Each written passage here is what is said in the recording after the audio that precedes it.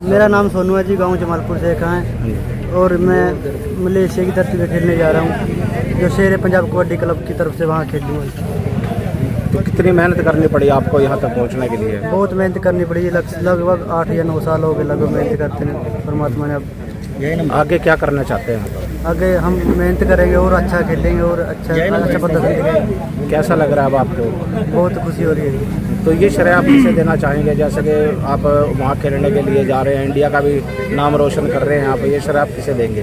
हम हमारे कोच साहब को देने चाहेंगे जी, कोच साहब जी, गुल्ली प्रधान जी और सभी गाँव वासियों से। परिवार का क्या सहयोग रहा? परिवार का पूरा सहयोग है जी।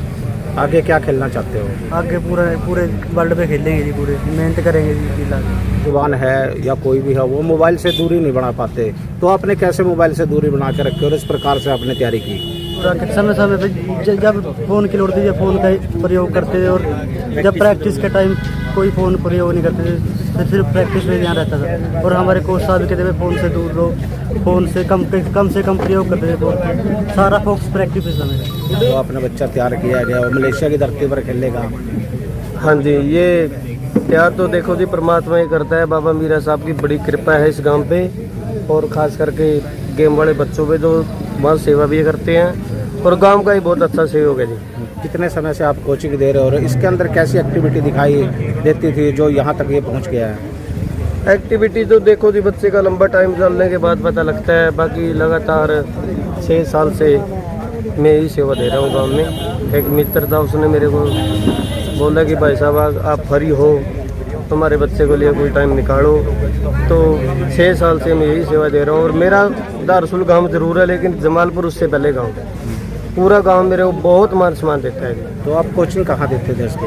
है जी, कोचिंग कहाँ देते थे? यही जमालपुर बाबा मीरा साहब के पीर के पास ना ग्राउंड बना रखा है जी, वहाँ वहीं पे गेम जहाँ गेम होते हैं जी वहीं है कोचिंग ग्राउंड। तो और कौन से बच्चे आपने तैयार किया है जो ऐसा खेल खेलने के लिए आगे आए हैं, जो अभी आपका बच्चा तैयार किया हुआ विदेश में भी खेलने जा रहा है? विदेश के लिए तो जी सर्कल कबड्डी का तो पहले ही बच्चा है जमालपुर से, और बाकी लगभग 34-35 बच्चे जमालपुर से के फिलहाल खेल रहे हैं। इसके अंदर 3 टीमें बनती है जी, छोटा वेट भी है, 2 बड़े वेट भी हैं। अब जैसे इसे से मान के चलो कि 100 से 28 किलो से खेलना स्टार्ट किया था इसने। बहुत कई साल से लगातार मेहनत कर रहे हैं बच्चे। अब 84-85 किलो वेट हो गया जी आज इसका। मतलब इसी की साइड के बच्चे हैं जो कम से कम 9 बालक हैं, 9 बच्चे हैं। ओपन के अगली बार ओपन खेलने की तैयारी में है। इससे छोटे हैं 10-12 लड़के हैं, वो 65-70 किलो खेलने की तैयारी पे हैं। उससे एक छोटा सेट है जो 45 और 50 किलो खेलने के इच्छुक है। मतलब इतना रुझान है इस गांव के अंदर। और अब पहली बार जो बच्चा ये विदेश जाने लग रहे हैं जी, इसको देख कर तो गांव के अंदर और भी उत्साह है। बाकी गांव वासियों का बहुत बड़ा सहयोग है। किस प्रकार से खिलाड़ी को तैयार किया जाता है जी? देखो जी, तैयार करने वाला परमात्मा होता है। हम तो जैसे भी हमारे गुरु ने हमारे को सिखाया है, चाहे वो मतलब कम लगाओ ज़्यादा लगाओ, हम तो अपनी तरफ से पूरी कोशिश करते हैं। और बाकी सबसे बड़ी बात तो जी बच्चे पे डिपेंड करता है। कोई कहने पे अमल करता है, कोई इग्नोर करता है बातों को। सबसे बड़ी बात तो ये है जी, बच्चा मेहनती खुद भी होना जरूरी है। कई बार बच्चे का मन लेवल होता है वो टूट जाता है, वो सोचता है कि मैं आगे नहीं बढ़ पाऊंगा, उसके लिए क्या संदेश देना चाहेंगे? उसके लिए तो ये है जी, बच्चा मतलब एक एज ए कोच कोई भी है, मैं नहीं, थर्ड पर्सन कोई भी हो, तो एक माँ बाप का रूप होता है जी। उसके अंदर प्रैक्टिस के अंदर मेहनत के अंदर चोट फेट भी लगती है जी।